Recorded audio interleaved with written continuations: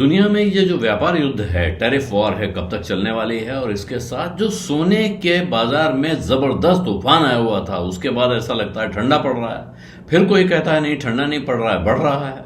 तो क्या होने जा रहा है, ये सवाल बहुत बुरी तरह दुनिया के बहुत बड़े हिस्से में बहुत सारे लोगों को परेशान कर रहा है।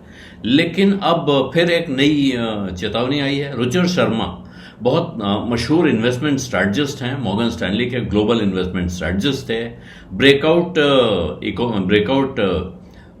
नेशंस नाम की उन्होंने किताब लिखी, rise and fall of Nations नाम की एक किताब लिखी है उन्होंने, और democracy on the road Bharat में एक किताब उन्होंने ये भी लिखी है। तो बहुत अच्छे लेखक हैं, एनालिस्ट हैं, इन्वेस्टमेंट स्ट्रैटेजिस्ट हैं ही, और दुनिया में बड़े अच्छे इस वक्त के विचारकों में उनका नाम लिया जाता है, आर्थिक विचारकों में खास तौर पे। तो वो अब इस वक्त वो सोने के बारे में एक चेतावनी दे रहे हैं। और वो कह क्या रहे हैं, सोना आप जानते हैं, सोने को कहा जाता है सेफ हेवन, यानी जहां आप सुरक्षित रह सकते हैं। बाकी जब सारी दुनिया की तकलीफ, कष्ट, आशंकाएं हों, उनके बीच में एक जगह जहां आप अपने पैसे को सुरक्षित रख सकते हैं। तो वो कहते हैं कि सोना अब ये सेफ हेवन नहीं रह गया है। Gold is not a safe haven any more, यानी कि यहां भी आपका पैसा सुरक्षित रहेगा, ये गारंटी नहीं है। तो रुचिर शर्मा जी हैं, अब उन्होंने जो कंपनी बना ली है ब्रेकआउट कैपिटल, उसके वो चीफ इन्वेस्टमेंट ऑफिसर हैं, और वो ये कह रहे हैं कि ये जो इस वक्त सोने की तेजी है, इसकी सबसे बड़ी वजह दुनिया भर में बहुत पैसा है, बेतहाशा पैसा आ रहा है सिस्टम में, नोट छप रहे हैं। क्योंकि आप पता ही है, डॉलर तो खूब छपे हैं। मंदी के दौर से अमेरिका ने डॉलर छाप छाप के दुनिया में भर रखे थे।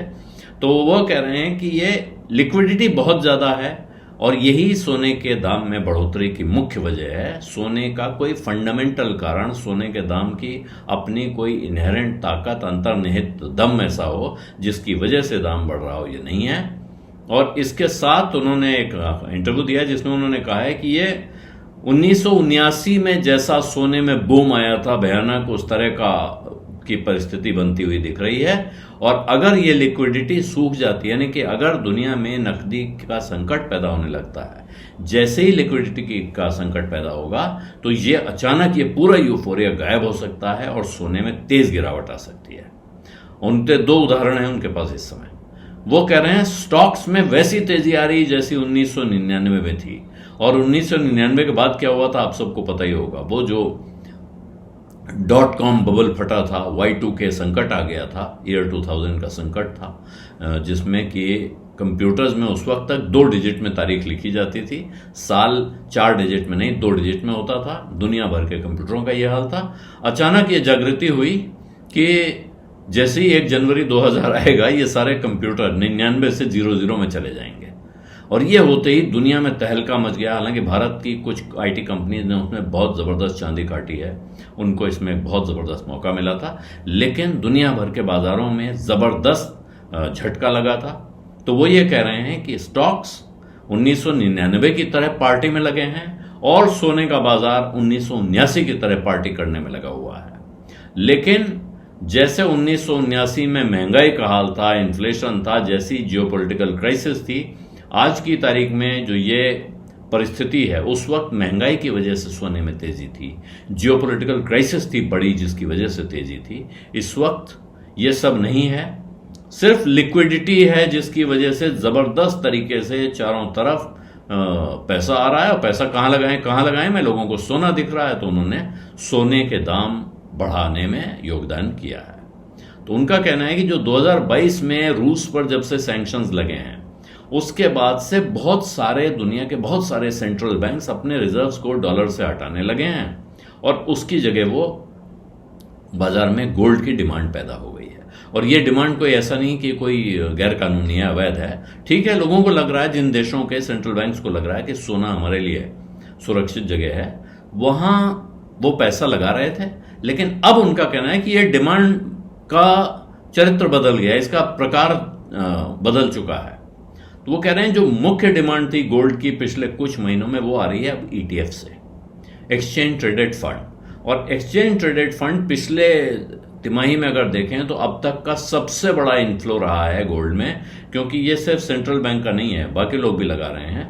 और यहां ये कह रहे हैं कि कोई भी किसी भी चीज में जिसमें इतना पैसा एक साथ लग जाए तो फिर कोई अच्छी से अच्छी चीज जो है बर्बाद हो सकती है। यानी कि आपने कोई बहुत अच्छा केस बना रखा हो, बहुत शानदार स्टोरी आपके पास हो, इन्वेस्टमेंट लॉजिक हो, लेकिन अगर जरूरत से ज्यादा पैसा वहां जमा हो जाता है, एकदम से भड़बड़ा के बाढ़ आ जाती है, तो फिर वो उनका कहना है कि there is no good story that too much money can not spoil. नहीं, कोई भी अच्छी से अच्छी चीज को बर्बाद कर सकते हैं अगर बहुत ज्यादा पैसा उसके पीछे भागने लगे। तो उनका कहना है कि जो ये रैली है वो एक्सेस कैश की वजह से इसमें जान आई हुई है। $1.5 ट्रिलियन उनका कहना है कि आज की तारीख में $1.5 ट्रिलियन से ज्यादा पैसा मनी मार्केट फंड्स में लगा हुआ है अमेरिका में। ये जो पेंडेमिक यानी कि कोरोना महामारी से जो के समय जो स्टिमुलस दिया गया था, वही जो मैंने कहा अभी डॉलर छापे गए थे, उसका बचा हुआ पैसा है। ये जो सरप्लस लिक्विडिटी है, ये अपना पैसा अब गोल्ड में, गोल्ड के शेयरों में, क्रिप्टो में और यहां तक कि एआई से जुड़े हुए एसेट्स में उनको अब रास्ता कहां लगाएं वाली जो मैंने पहले बात कही वही है। उनका कहना है कि लोग अब वो ढूंढ रहे हैं कहां लगाएं, तो सोने में लगा रहे हैं, क्रिप्टो में लगा रहे हैं, एआई से जुड़े हुए एसेट्स में लगा रहे हैं। ऐसे में उनका कहना है जो सोना क्राइसिस के समय में सुरक्षा कवच का काम करता था, सेफ हेवन होता था, हेज के लिए इस्तेमाल होता था, यानी खतरे से बचने के लिए इस्तेमाल होता था, तो ये अब ये वो भूमिका को खो रहा है सोना, क्योंकि ये हेज के तौर पे काम नहीं कर रहा है, रिस्क को बचाने के लिए नहीं काम कर रहा है, बल्कि ये उसी मुद्रा में चल रहा है जिस मुद्रा में रिस्कियर एसेट्स चलते हैं। यानी कि जिस तरह से शेयर बाजार भागता है, जिस तरह से क्रिप्टो का कहां जा रहा है पता नहीं, उसी तरह सोना भी अपने दाम के मुकाबले बहुत ऊंचे भाव पे जा रहा है। और ये चिंता की बात है, ये एक पैरेलल ट्रेड है, ये हेज नहीं रह गया है।